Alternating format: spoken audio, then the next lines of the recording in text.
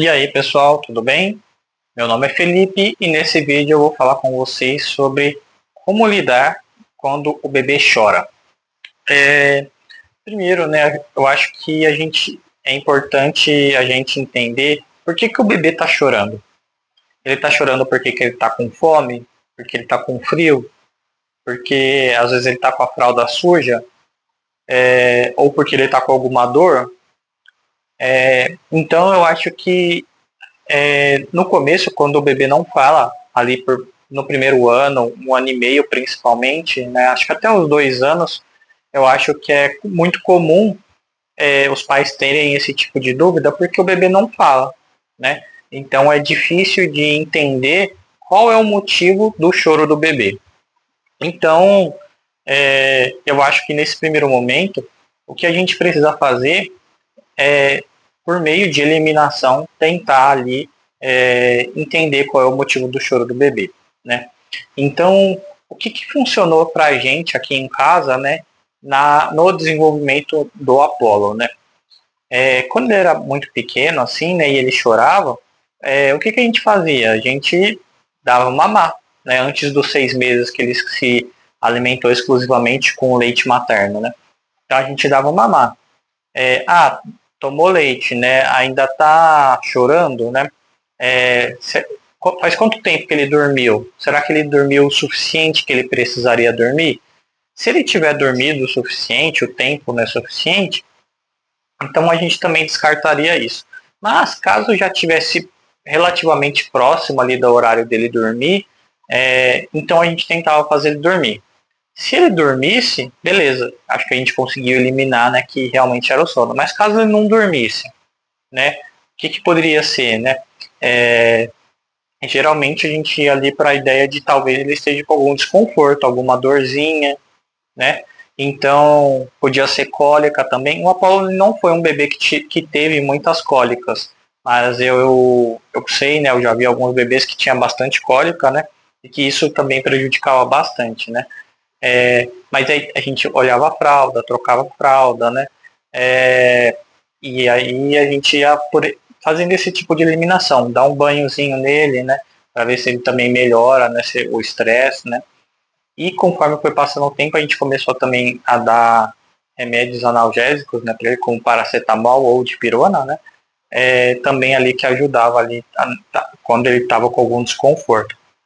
Então, eu acho que esse é o meio mais fácil, né, de ir entendendo, né, os motivos ali do bebê estar chorando, né? Isso quando ele é muito pequeno, ali antes dos 6 meses, né? Mas depois disso, eu acho que tem alguns jeitos que vão facilitando, né, isso acontecer, né? Por exemplo,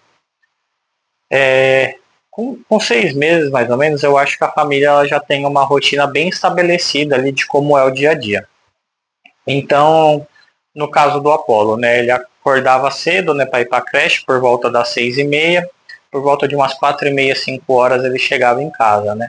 Então, por volta de umas 5h30, 6 horas a gente sempre dava a janta dele, né. Por volta de umas 7 a gente dava o banho e por volta de umas 7h30, 8 horas a gente colocava ele para dormir, né.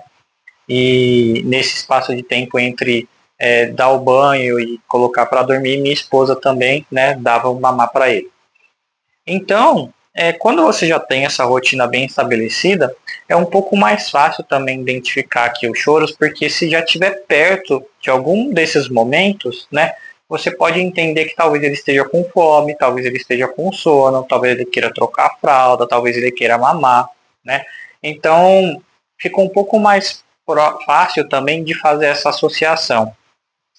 Quando que ainda é um pouco difícil, né? Porque meu filho, né, o Apolo, ele tem 1 ano e 1 mês, né? Então ele ainda não fala, né, com fluência. Então, quando que ainda é difícil de entender, né? Quando ele está chorando, quando ele está com dor, né?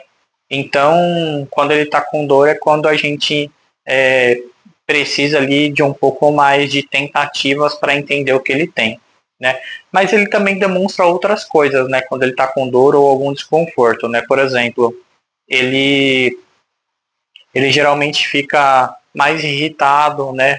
ele não quer ficar no chão sozinho brincando, geralmente ele quer só ficar no colo, às vezes ele só quer ficar mamando no peito quando isso acontece, ele quer ficar muito com a mãe, né, quando ele está mais com alguma dorzinha, alguma coisa assim.